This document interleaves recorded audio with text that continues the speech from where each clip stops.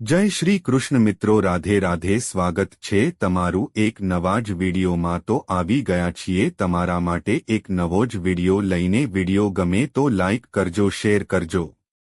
અખાત્રીજ પર તમારી રાશિ પ્રમાણે કરો આ સરળ કામ. લક્ષ્મીનારાયણ વરસાવશે કૃપા.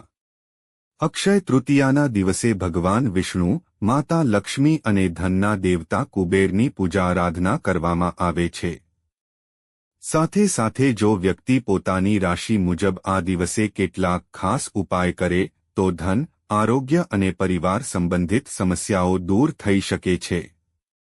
તો ચાલો જાણીએ કે કઈ રાશિના જાતકો માટે કયો સરળ ઉપાય શુભ રહેશે અને લક્ષ્મીનારાયણની કૃપા કેવી રીતે મળશે.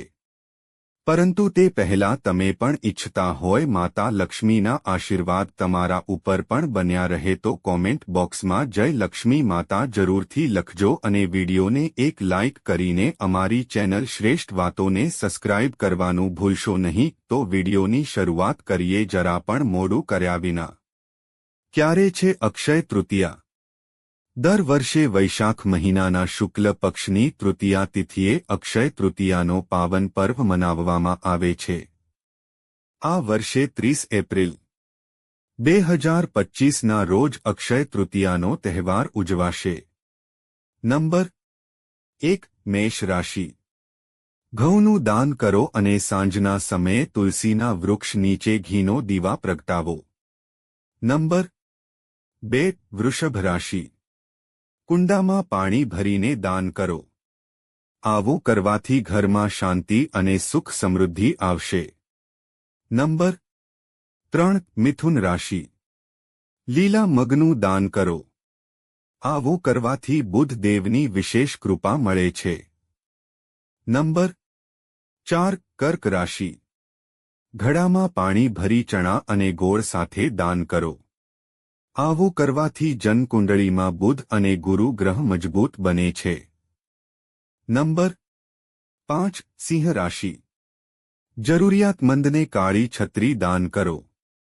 આવું કરવાથી ગ્રહોના ખરાબ પ્રભાવ દૂર થાય છે. નંબર 6. કન્યા રાશિ. જરૂરિયાતમંદ કે બ્રાહ્મણને ખીરનું ભોજન કરાવો. આવું કરવાથી શુભ ફળ મળે છે. નંબર 7. તુલા રાશિ. જૂતા કે ચપ્પલનું દાન કરો. આ દિવસે આ વસ્તુઓનું દાન કરવું અત્યંત શુભ માનવામાં આવે છે. નંબર 8. વૃશ્ચિક રાશિ. ધનના દેવતા કુબેરની પૂજા કરો અને કેળાનું દાન કરો. આવું કરવાથી ગુરુ ગ્રહની કૃપા મળે છે. નંબર 9. ધન રાશિ. ચણાની દાળનું દાન કરો. આવું કરવાથી દેવી દેવતાઓની કૃપા પ્રાપ્ત થાય છે. નંબર 10. મકર રાશિ. માટલું ભરીને પાણીનું દાન કરો. આવું કરવાથી જીવનમાં શુભ ફળ મળે છે અને આર્થિક ઉન્નતિ થાય છે. નંબર 11. કુંભ રાશિ. સત્તુ અને ગોળનું દાન કરો. આવું કરવાથી આર્થિક તંગી દૂર થાય છે અને કુંડળીના ગ્રહો અનુકૂળ બને છે. નંબર 12. મીન રાશિ. સત્તુ અને ગોળનું દાન કરો. આવું કરવાથી ગુરુદેવની કૃપા મળે છે. ધર્મને લગતો આ આર્ટિકલ માત્ર અલગ અલગ મળતી માહિતીને આધારિત છે. નહીં કે તમે તેને સત્ય જ માની લો. કારણ કે ધર્મ દરેકની આસ્થાનો વિષય છે. અહીં આપવામાં આવેલી જાણકારીને અનુસરતા પહેલા ધર્મ કે શાસ્ત્ર આધારિત જ્ઞાન ધરાવનારા વિદ્વાનોની સલાહ લેવી અતિ આવશ્યક રહેશે.